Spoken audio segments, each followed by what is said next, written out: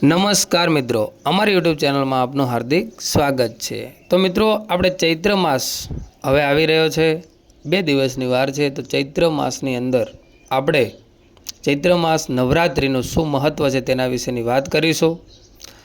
નવું વર્ષનો પ્રારંભ થાય છે, એટલા માટે ચૈત્ર માસનો પ્રથમ દિવસ ઘણો મહત્વપૂર્ણ છે। પૌરાણિક માન્યતા અનુસાર ચૈત્ર શુલ્ક પક્ષ પ્રતિપદા તિથિથી ભગવાન બ્રહ્માજીએ સૃષ્ટિની રચના કરી હતી। આ જ કારણે આજનો દિવસ એટલે નવ સત્સંગના રૂપમાં મનાવાય છે। માં નવ દુર્ગાની પૂજા આરાધના શરૂ થાય છે અને અષ્ટમી નવમીની તિથિ ખાસ મનાય છે, જેમાં નવમી તિથિ એટલે ભગવાન શ્રી રામચંદ્રજીનો જન્મોત્સવ રામનવમીના રૂપે ઉજવાશે અને શ્રી રામજીના પ્યારા ભક્ત મહાન ભક્ત એવા શ્રી હનુમાનજીનો જન્મોત્સવ ચૈત્ર માસની પૂર્ણિમાના દિવસે ઉજવાશે। ચૈત્ર માસમાં દુર્ગા પૂજાની આરાધના કરવાથી જીવનમાં શક્તિનો સંચાર થાય છે। આ ઉપરાંત ચૈત્ર માસ છે તે પિતૃ માસ પણ ગણાય છે। પિતૃઓની શાંતિ માટે, પિતૃ કાર્ય માટે પણ ચૈત્ર માસ ખાસ મનાય છે। આમ દેવી દુર્ગા કે જે ચૈત્ર માસના દેવી ગણાય છે, ચૈત્ર માસમાં ખાસ કરીને દુર્ગાજીના નવ સ્વરૂપની પૂજા આરાધના ભક્તો શરૂઆતથી જ કરે છે, એટલે કે પ્રથમા તિથિથી લઈ નવમી તિથિ સુધી ચૈત્ર નવરાત્રિ રહે છે।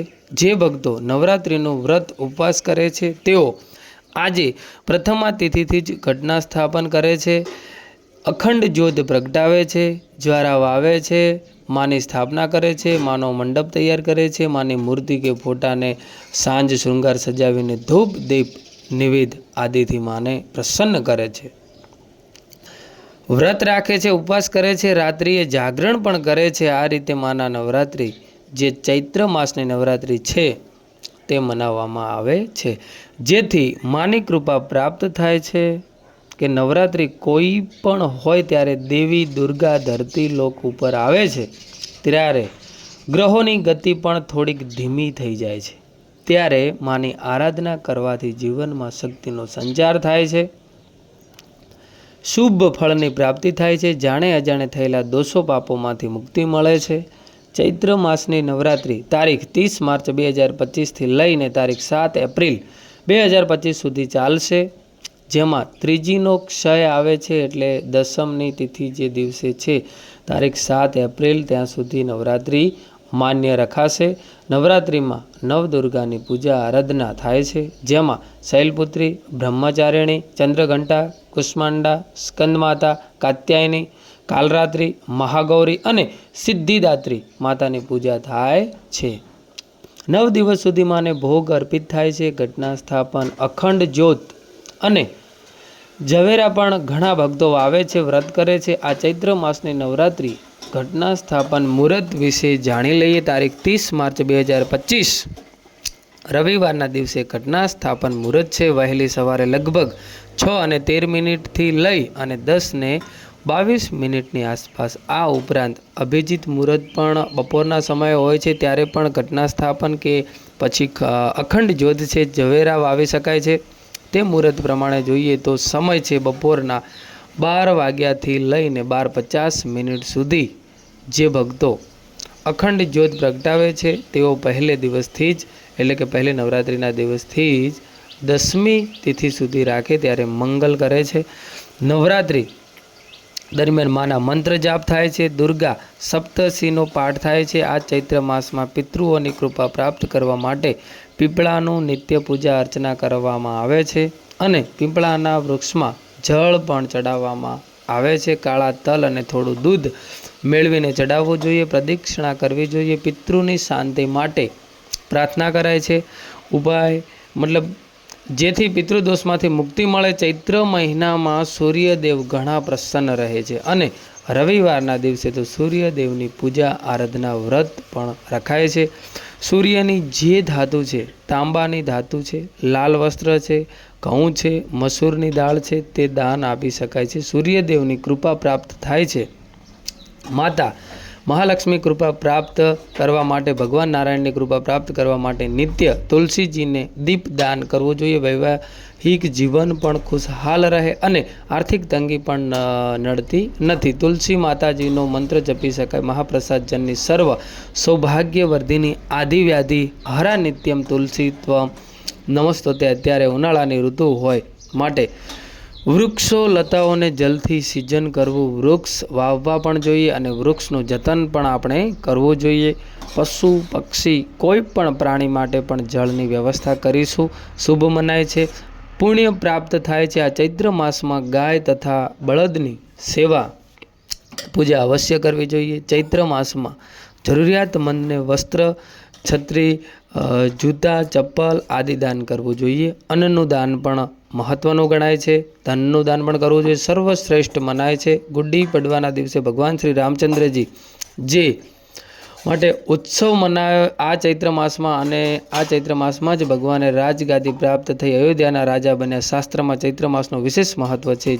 ચિત્રા નક્ષત્રથી યુક્ત પૂર્ણિમામાં હોય માટે આ માસને ચૈત્ર માસ કહેવાય છે. ચૈત્ર માસમાં એવું શું કરવું, શું ન કરવું તે આપણે પહેલાં જાણી લઈએ. ચૈત્ર માસમાં સવારે વહેલા ઉઠીને આત્મવિશ્વાસની વૃદ્ધિ માટે, તણાવ મુક્ત રહીએ માટે ઈશ્વરની આરાધના કરીએ, મંત્ર જાપ કરીએ અને રામચંદ્રજીનો, દુર્ગા દેવીને ગાયત્રી મંત્રનો જાપ કરી શકાય છે. ભગવાન સૂર્યદેવના જે 12 નામ છે તેનો જપ કરી શકાય છે. ચૈત્ર માસ સૂર્યનારાયણ સાથે પણ કનેક્શન ધરાવે છે. કેવી રીતે? આ ચૈત્ર માસમાં સૂર્યદેવ મીન રાશિને છોડીને પોતાની ઉચ્ચ રાશિ મંગલની રાશિ અને પરમ કલ્યાણકારી રાશિ જેમાં સૂર્યનારાયણ દેવ પરમ તેજસ્વી રીતે ગતિ કરશે. મેષ રાશિમાં ભગવાન સૂર્યનારાયણ દેવ પ્રવેશ કરશે. એટલા માટે પણ આ ચૈત્ર માસમાં સૂર્ય ઉપાસના કરવાથી, મંગલ કાર્ય કરવાથી લાભની પ્રાપ્તિ થાય છે. એવું પણ મનાય છે કે સૂર્ય ઉપાસના કરવાથી બધી પ્રકારની મનોકામના પૂર્ણ થાય છે. જીવનમાં યશ, કીર્તિ, ધન, વૈભવ, સ્વાસ્થ્ય પ્રાપ્ત થાય છે. દીર્ઘાયુની પ્રાપ્તિ થાય છે. ચૈત્ર માસમાં ભૂલથી પણ આ કાર્ય ન કરવા જોઈએ. કયા ભોજનમાં જો બની શકે તો દૂધનું સેવન ન કરવું જોઈએ, કારણ કે પચાવવામાં ભારે દૂધ પડે છે. અત્યારે પાચન શક્તિ ઘણી નબળી રહે છે. ચૈત્ર માસ દરમિયાન આ તાપમાન એટલા માટે દૂધનું સેવન બની શકે તો ન કરવું, ઓછું કરવું અને વાસી ભોજનનું સેવન ન કરવું. બીમાર પડી શકાય છે. ચૈત્ર માસમાં પાચન શક્તિ કમજોર હોય એટલા માટે આ મહિનામાં ખાસ કરીને દહીંનું સેવન કરી શકાય છે. છાશનું સેવન કરી શકાય છે, જે આપણા આંતરડામાં ઠંડક પહોંચાડે છે, શરીરને ઠંડક પહોંચાડે છે, ગરમીથી મુક્તિ આપે છે. કારણ કે વાતાવરણમાં પણ ગરમી રહે છે અને જો શરીરમાં પણ ગરમી રહે તો ચામડીના રોગ આદિ થઈ શકે છે. ચૈત્ર માસમાં જે મીઠુંનું સેવન કરવાથી બચવું જોઈએ. જો કે સંપૂર્ણપણે આપણા નમકનું સેવન ન કરી શકીએ તો સિંધવ નમક આવે છે, પહાડી નમક જેને કહેવાય છે, તેનું સેવન કરવું લાભકારક છે. ચૈત્ર માસમાં અલુણા વ્રત પણ આવે છે. એક દિવસનું અલુણા વ્રત કરી શકાય. તો અલુણા અર્થાત જેમાં લૂણ એટલે કે નમકનું સેવન નથી થતું, 2 દિવસ અથવા 3 દિવસનું વ્રત રખાય છે. ચૈત્ર માસમાં ઓખાહરણ સાંભળવાનું મહત્ત્વ છે. તાવ, તરિયો, એકાંતરિયો આદિ જે રોગ, કષ્ટ, પીડા છે, શારીરિક અને માનસિક કષ્ટ જે તમારા શરીરની અંદર છે તેમાં મુક્તિ પણ મળે છે આપણને. આ અમાસ ખાસ કરીને જે શેકાયેલી વસ્તુ છે, જેમ કે શેકેલા ચણા છે, તેનું પણ સેવન ન કરવું જોઈએ. પેટમાં અપચો થઈ શકે છે.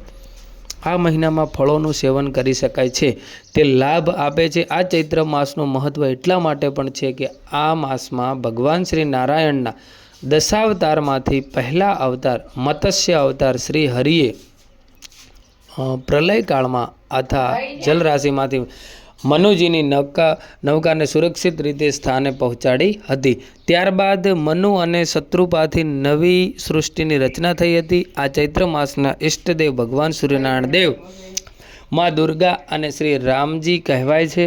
આ ત્રણેય દેવતામાંથી કોઈ પણ એક દેવતાની પણ પૂજા કરવામાં આવે તો સંકટોમાંથી મુક્તિ મળે છે અને પુણ્ય પણ તમને પ્રાપ્ત થતું હોય છે. આ માસ ભક્તિ અને સંયમને ખાસ માનવામાં આવે છે. આ મહિનાથી વસંત ઋતુની વિદાય થાય છે અને ગ્રીષ્મ ઋતુનો પ્રારંભ થાય છે. ગરમી વાતાવરણમાં વધતી જાય છે અને વાતાવરણમાં બીમારીનો ખતરો પણ રહેતો હોય છે. એટલા માટે આપણે જોયું કે સ્વાસ્થ્ય પ્રત્યે વિશેષ સાવધાની આપણે રાખવી જોઈએ સ્વાસ્થ્ય વિશે.